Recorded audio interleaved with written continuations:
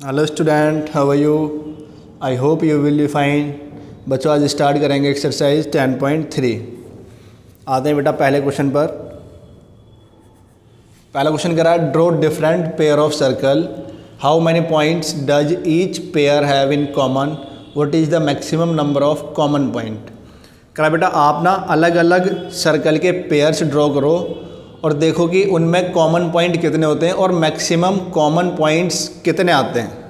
ठीक है, तो बच्चे स्टार्ट करेंगे, हम सर्कल के पेयर ड्रॉ करना स्टार्ट करेंगे। ठीक है, तो बेटा फर्स्टली मैं दो सर्कल ड्रॉ कर सकता हूँ ऐसे जो आपस में एक दूसरे को टच ही नहीं करते हैं। ठीक है बेटा, ऐसे ड्रॉ कर सकता हूँ। तो यहाँ कॉमन पॉइंट कितना है? तो यहाँ कॉमन पॉइंट है बेटा 0, कोई कॉमन नहीं है बिकॉज ये तो टच ही नहीं कर रहे एक दूसरे को, तो कॉमन कहाँ से आएगा। ठीक है, तो एक पेयर ये हो सकता है जहाँ नो कॉमन पॉइंट है, नो कॉमन पॉइंट। ठीक है बच्चे, ऐसे ही मैं एक सर्कल ये ड्रॉ किया मैंने जिसका सेंटर है O, और एक और सर्कल ड्रॉ किया बच्चे मैंने इसके अंदर जिसका सेंटर है O'। दोनों के सेंटर अलग हैं, तो क्या अभी इनका कोई कॉमन पॉइंट है? नो, अभी भी कोई कॉमन पॉइंट नहीं है, तो इस केस में भी नो कॉमन पॉइंट।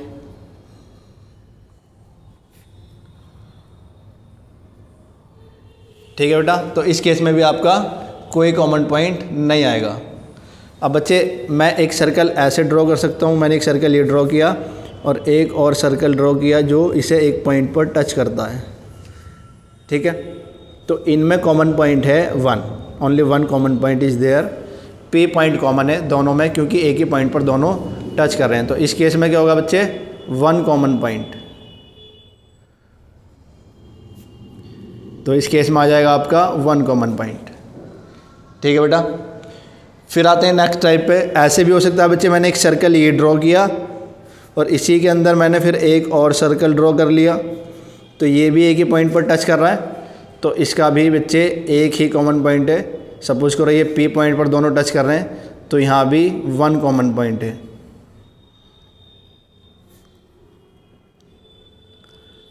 ठीक है बेटा, मैं ऐसे ड्रॉ कर सकता हूँ एक सर्कल और एक इसी के अंदर सर्कल और ड्रॉ कर दिया, दोनों का कॉमन सेंटर है। तो बेटा कॉमन पॉइंट है, यस, इनका सेंटर कॉमन है ना, तो यहाँ भी 1 कॉमन पॉइंट है।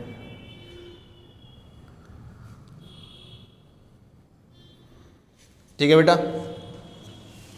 तो ये आपका हो गया। इसके बाद हम और क्या कर सकते हैं? हम और भी डिफरेंट सर्कल ड्रॉ कर सकते हैं बच्चे जिनके 2 कॉमन पॉइंट हो सकते हैं। इट मीन्स ये सर्कल आपस में इंटरसेक्ट करते हुए जाएंगे ऐसे। ठीक है, या किसी भी डिफरेंट शेप में ये ऐसे इंटरसेक्ट करेंगे, तो इस केस में आपको 2 कॉमन पॉइंट मिलेंगे बेटा। There are 2 common point. ठीक है, तो यहाँ पे इन दोनों केस में आपके 2 कॉमन पॉइंट है।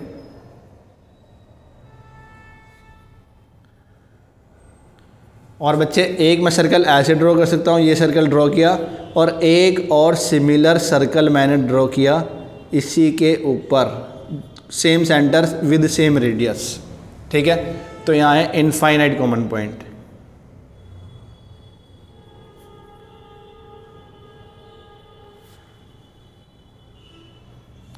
तो बेटा आप इतने डिफरेंट तरह के सर्कल्स ड्रॉ कर सकते हैं और हर केस में आपको डिफरेंट कॉमन पॉइंट्स मिल सकते हैं। तो मिनिमम कॉमन पॉइंट होगा 0 और मैक्सिमम कॉमन पॉइंट है बच्चे इनफाइनाइट। क्वेश्चन नंबर 1 आपका कंप्लीट बेटा। अब आते हैं बेटा क्वेश्चन नंबर 2 पर। क्वेश्चन नंबर 2 में कह रहा है suppose you are given a circle, give a construction to find its centre. आपको एक सर्कल दिया है बच्चे और आपको उसका सेंटर फाइंड करना है बेटा। ठीक है, तो बेटा स्टार्ट करते हैं। ये कंस्ट्रक्शन टाइप क्वेश्चन है, तो इसके लिए हमें अपने हथियार की ज़रूरत पड़ेगी बच्चे। तो पहले कह रहा है कि आपको गिवन है सर्कल, तो मैंने एक सर्कल ले लिया बेटा। ठीक है, ये सर्कल मुझे गिवन है, कह रहा है इसका सेंटर फाइंड करो। ठीक है, तो आप यहाँ स्टेप्स भी लिखेंगे और आप सर्कल भी फाइंड करेंगे। कैसे करेंगे बेटा? सबसे पहला फर्स्ट स्टेप में आपने क्या किया? Draw a circle, draw a circle, एक वृत्त खींचा। ठीक है बच्चे, सबसे पहले हमने ये किया। फिर हम क्या कर रहे हैं, इस सर्कल पे बेटा मैं 2 कोड ले रहा हूँ, ठीक है, 2 कोड्स ले रहे हैं इस सर्कल पर AB एंड CD। तो बेटा ये मैं AB एंड CD ले रहा हूँ, ये ली मैंने AB और इधर ले लेता हूँ बेटे मैं CD।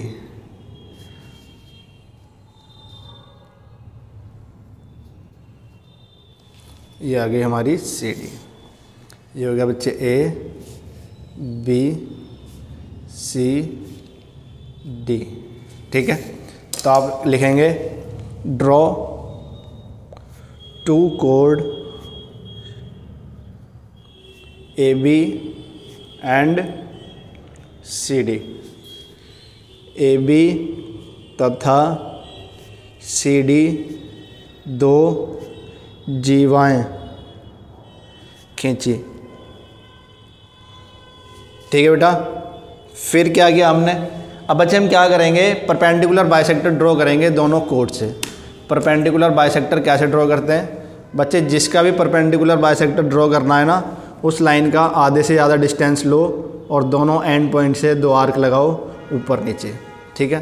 तो पहले मैंने D से लगाया, फिर C से लगाया, सिमिलरली बेटा हम B से भी लगाएंगे और A से भी लगाएंगे, ठीक है बच्चे। तो इन दोनों आर्क्स को ज्वाइन करेंगे बेटा आप, ये दोनों आर्क ड्रॉ करेंगे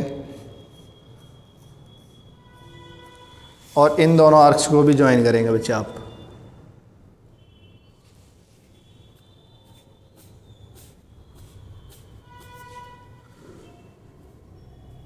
ठीक है बेटा।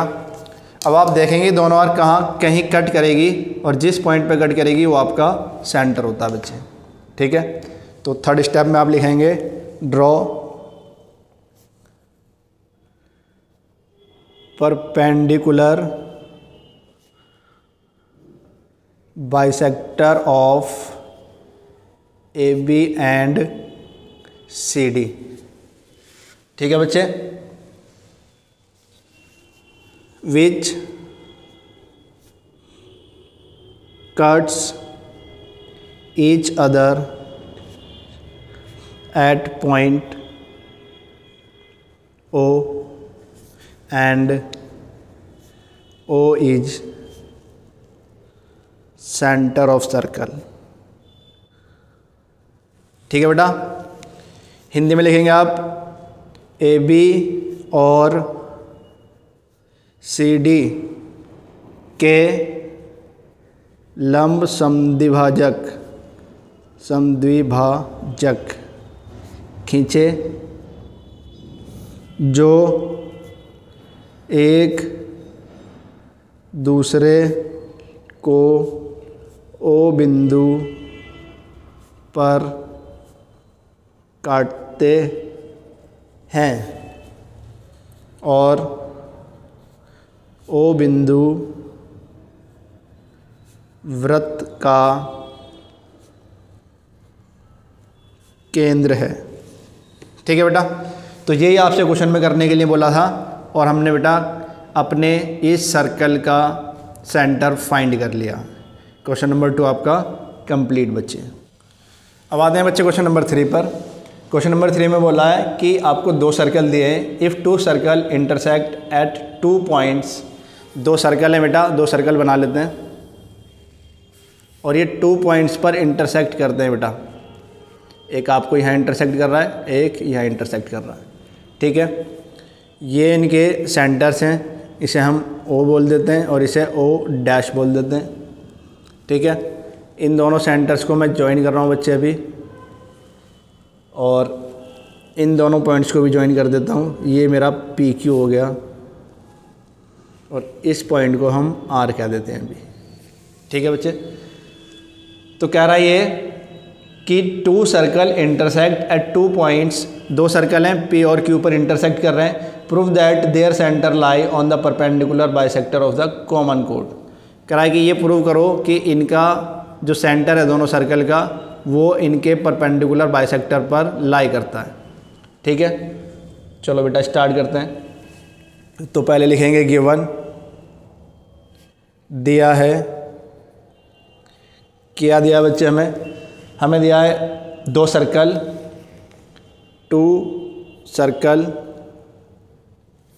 intersect each other at P and Q। 2 वृत्त जो एक दूसरे को P तथा Q पर काटते हैं। ये दिया है बेटा हमें। ठीक है, प्रूव क्या करना है?